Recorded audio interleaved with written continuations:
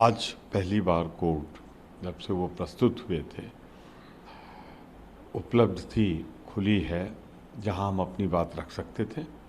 तो हमने अपनी याचिका, अपनी पिटीशन जमानत की कोर्ट में डाल दी है और कोर्ट ने कृपापूर्वक उसे स्वीकार करते हुए परसों की तारीख 28 तारीख लगा दी है। मुझे पूरी उम्मीद है कि चूँकि इस केस में पुलिस ने जबरन फंसाया है, पुलिस की जाति का चेहरा सामने आया है और जो भी उन पे अपराध लगाए गए हैं वो दूर दराज तक साबित नहीं हो सकते, झूठे हैं, बिना एविडेंस के हैं और कहीं भी जुडिशियल स्क्रूटनी में वो एक मिनट ठहरेंगे नहीं। तो हमें पूरी विश्वास है कि परसों जमानत हो जाएगी। जी। तो ये सर एमएलए चूँकि अजय कुमार लल्लू जी सदस्य विधानसभा के हैं और त्वरित न्याय के लिए कोर्ट्स बनी हैं, अदालतें बनी हैं, जहाँ जो विधायक सांसद हैं उनका मुकदमा वहीं जाता है। तो डिस्ट्रिक्ट जज के यहाँ प्रस्तुत हुई याचिका उन्होंने स्वीकार करते हुए परसों की डेट एमएलए एमपी कोर्ट में लगा दी है और वही एक वैलिड और जायज़ प्रॉपर कोर्ट है। सर राहुल गांधी ने एक UP Rahul Gandhi to CM Yogi on hiring workers.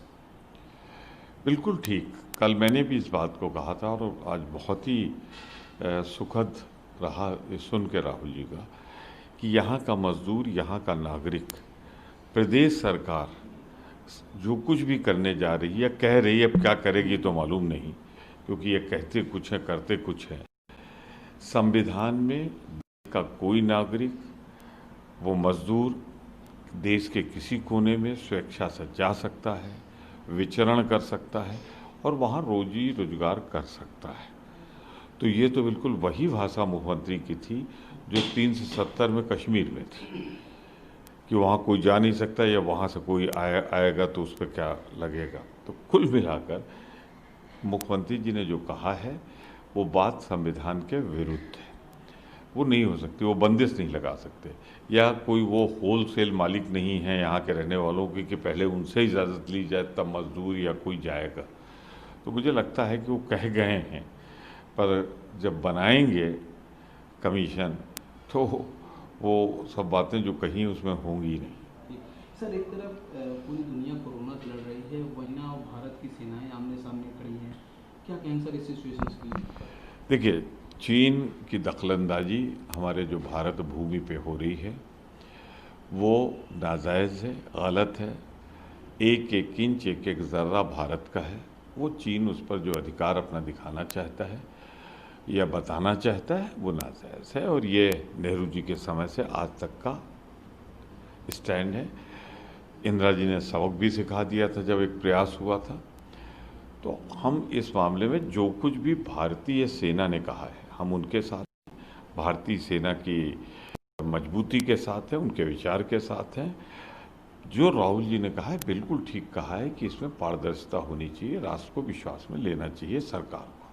Sir आज प्रधानमंत्री नरेंद्र मोदी में थे, ये जो पूरा तनाव इसमें फैला हुआ है चाइना उसको लेकर सरकार, देखिए बड़ी सीधी बात है कि प्रधानमंत्री जी को जो निर्णय लेना होता है तो अपने आप ले लेते हैं। आ जाएंगे टेलीविज़न पे, चैनल्स पे, 8 बजे से लागू है लॉकडाउन, फिर उसके बाद अपने अधिकारियों से बढ़ाना होता है तो पूछते हैं मुख्यमंत्रियों से क्यों नहीं पहले लॉकडाउन के देश को विश्वास में लिया गया। देश को विश्वास में लिया जाता, 1 हफ्ते का समय दिया जाता, 10 दिन का समय दिया जाता जैसे दूसरे देशों ने किया है, तो ये मजदूर जो आज पैदल चल के आ रहे हैं, यातना सह रहे हैं, ये सकुशल पहुंच जाते।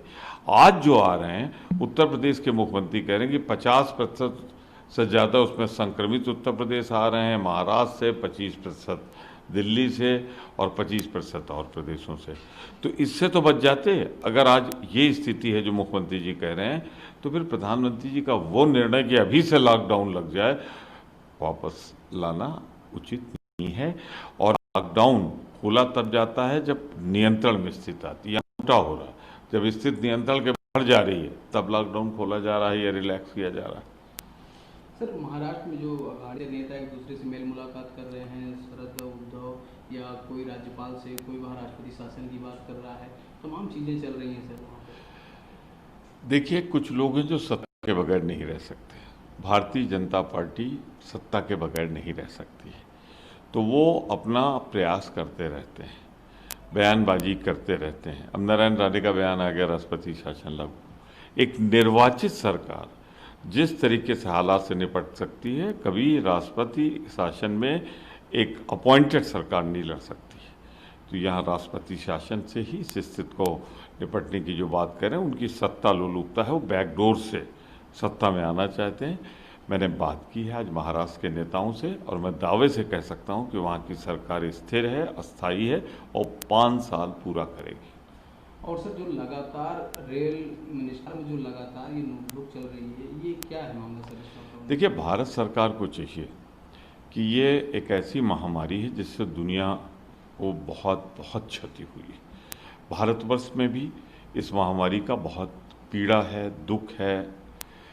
आज फर्स्ट टॉप 10 में आ गया है भारत।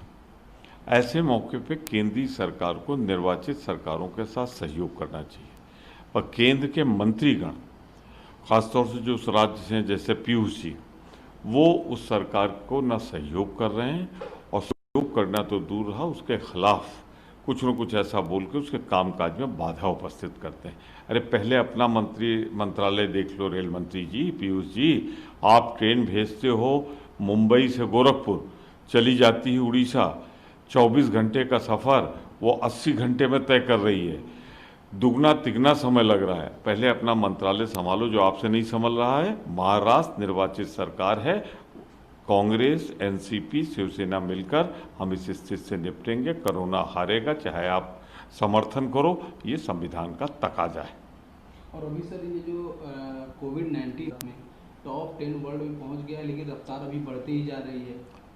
देखिए, राहुल जी ने जब कहा था, कांग्रेस ने चेताया था फरवरी में कि कोविड का खतरा आ रहा है, तब स्वास्थ्य मंत्री हर्षवर्धन ने कहा था ये कहाँ की बात कर रहे हैं, हम बिल्कुल सचेत हैं, सतर्क हैं। कुछ सचेत सतर्क नहीं, एक पीपी किट नहीं थी, उसको रोकने वाले नहीं थे। वही समय था राहुल जी ने जब कहा था इंटरनेशनल फ्लाइट रोक देना चाहिए था, पर इनको नमस्ते ट्रम्प कराना था।